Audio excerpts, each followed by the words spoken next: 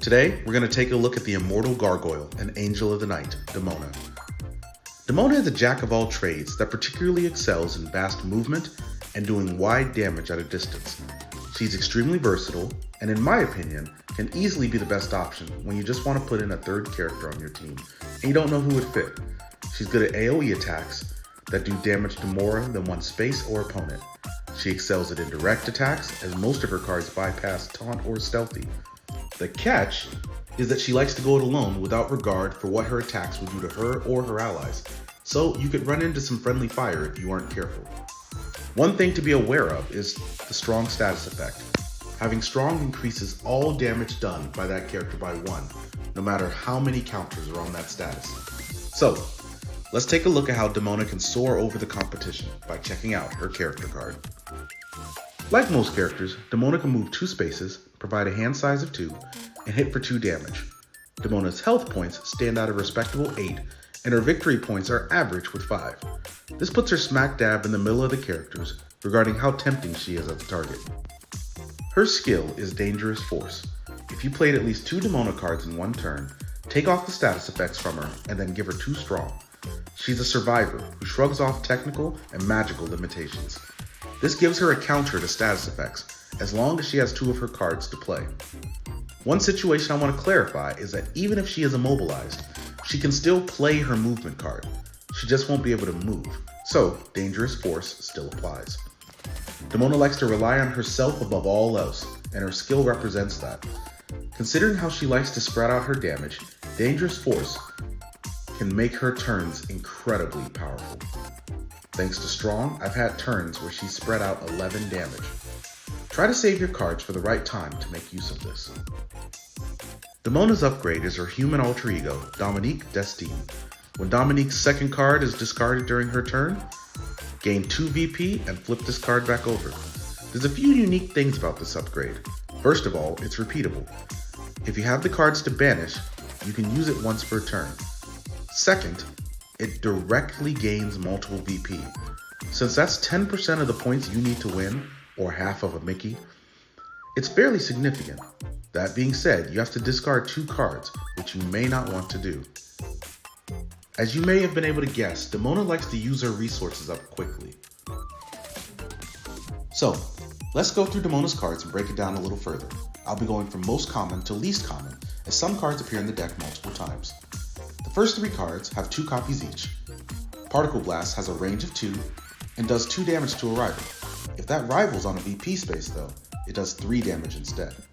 While this is a good ranged option, using it on a rival on a VP space can require them to leave that VP space in order to retaliate, in many cases. You can even use this while Demona's on a different VP space, which happens to be 2 spaces away. The danger of this strategy is that you may be sacrificing her mobility to go this route. Next is Wings of Flight, which appears twice. Demona flies to any unoccupied space. You can't get much more mobile than that. Giving her 2 of these means that unless she's immobilized, she will not be held in check. In a game like Epic Alliances, mobility is worth more than people expect, which gives her power. Sati spell does more than it appears initially. It does 1 indirect damage to each adjacent character, friend or foe. Then it gives you another movement or action phase. A few things here. This card is the easiest way to take advantage of Demona's skill. However, if you already have Strong, you can do 2 AoE damage for free. If you happen to have both of them in hand, then you might be able to devastate your opponent.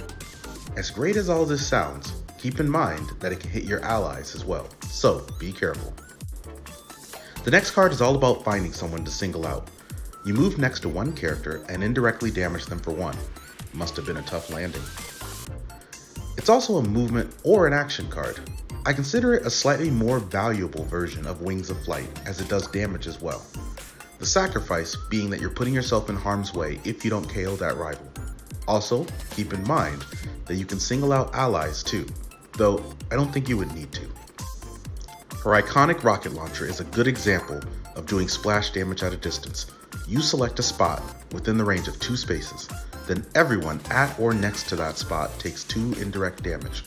This attack is helpful at crowd control, or hitting multiple people grouped together. but you may have to plan ahead to maximize its effect without hitting your own allies. Demona is always 2 steps ahead. You move 2 spaces, but then get to regain a movement card from the discard pile. This is useful to further increase her mobility, but you may also want to use it to recover a card for an ally.